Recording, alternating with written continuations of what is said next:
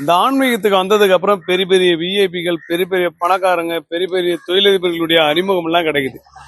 வாழ்க்கையில ஏதாவது ஒரு காலகட்டத்துல யாராவது ஒருத்தர் மனித ரூபத்தில் தான் வந்து உதவ முடியும். கடவுளே நினைத்தாலும் மனித ரூபத்தில் தான் உதவ முடியும். நிறைய பேர் வந்து நாங்க கொடுக்கக்கூடிய சில பொருட்களை பார்த்துட்டு வாங்கி பயனடைகிறவங்க இருக்காங்க. சில பேர் விமர்சனம் பண்றவங்களும் உண்டு.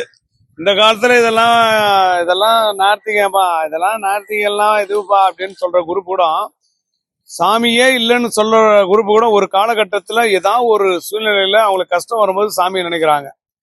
அதே போல சாமியே கும்பிடாத குரூப் கூட கணபதி ஹோமம் போட்டு தான் வீடியோ கட்டுறாங்க, வீட்டுக்கு கிரக பிரவேசம் பண்றாங்க. எல்லாமே நம்பிக்கை தாங்க. உங்களுக்கு எப்படியோ தெரியல, எனக்கு இந்த ஆன்மீகத்துக்கு வந்ததற்கு பிறகு பெரிய பெரிய ஆட்களுடைய தொடர்பு, பெரிய பெரிய விஐபிகள், அரசியல்வாதிகள், நான் போவாத வீடுகளே கிடையாது. அவ்வளவு பெரிய பங்களாவெல்லாம் கூப்பிட்டு பேசுறாங்க. எல்லாமே நம்ம செய்யக்கூடிய இறை தூண்டால மட்டும்தான். இது நான் வியாபாரத்துக்காக பண்ணல, மக்களுக்கு என்னால முடிந்த சின்ன சின்ன உதவிகள். இப்ப கூட வந்து ஸ்டெல்லிங் ரோட்ல போயிட்டு ஒரு பணக்கார ஒரு அம்மா, அந்த அம்மாவுக்கு சில பொருட்களை கொடுத்துட்டு வந்திருக்கோம். வாழ்க்கையில அவங்க வீட்டுல பயங்கர ஒரு டென்ஷனா இருந்த பையன் நீ நார்மல் ஆயிட்டாரு.